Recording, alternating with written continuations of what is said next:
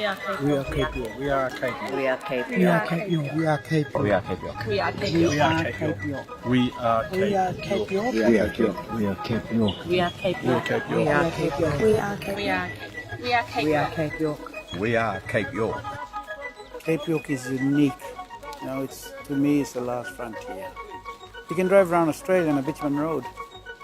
Cape York isn't still fully bitumened. And in Cape York, you stand on the tip of Australia. Everybody else is down below you. That's the uniqueness of Cape York.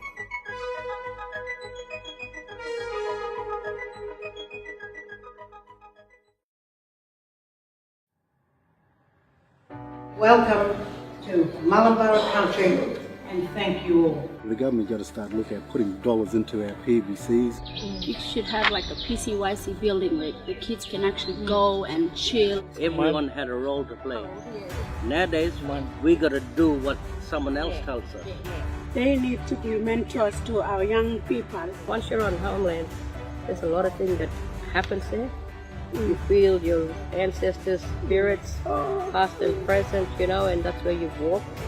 Will the women's shelter come up where we used to work, where we are empowered to down near the old folks' home. Get these young people off the drugs and alcohol or whatever. Yes. Yeah? Yes. They're just wasting their life. If we stuck together as Cape York, Obama, and Torres Strait Islanders, nobody will break the chain. Nobody will break that chain. But we've got to forget about greed, our differences. We've got to move forward as a people.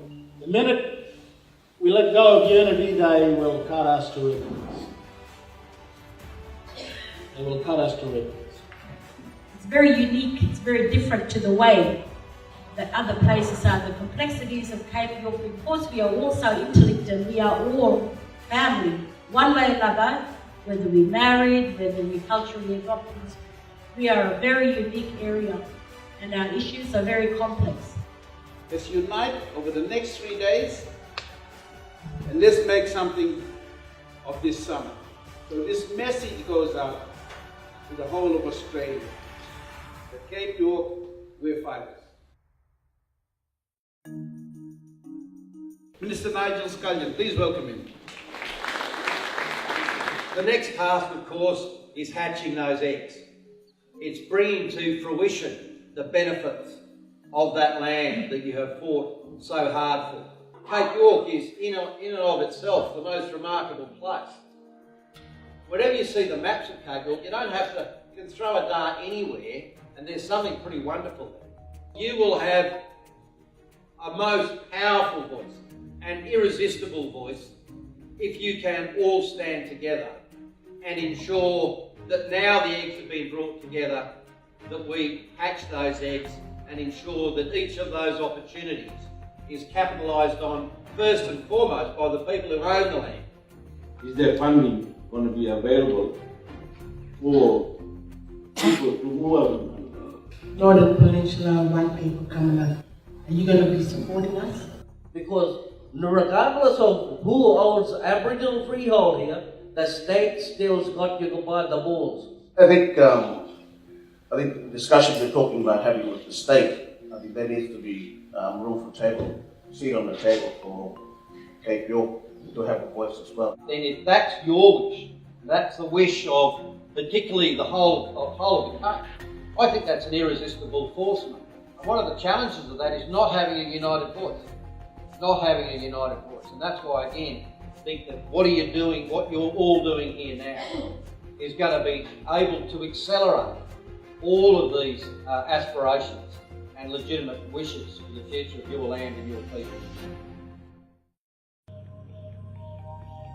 The reason First Nations have struggled for constitutional reform is because the Constitution is about power. And the whole problem is that throughout the decades, the Constitution has never recognised or protected or guaranteed Indigenous rights and interests. In fact, it's done the opposite. It's not about us taking over. It's about giving them surety that we're just asking for what's, we're entitled to. as a people in Australia, the First Nations people, Bama. This is a proposal that everybody can get behind. Constitutional Conservatives especially. It's a proposal that doesn't interfere with the constitutional traditions that we have. Those American founders, they came up with some words and they declared independence. They didn't have to have any law underpinning it. It was just their resolution as a people to be independent. That's the idea of this Declaration of Recognition. This is the original statement. It is a statement that was signed by those people that were at the convention. That's all their names and signatures there. This sovereignty is a spiritual notion.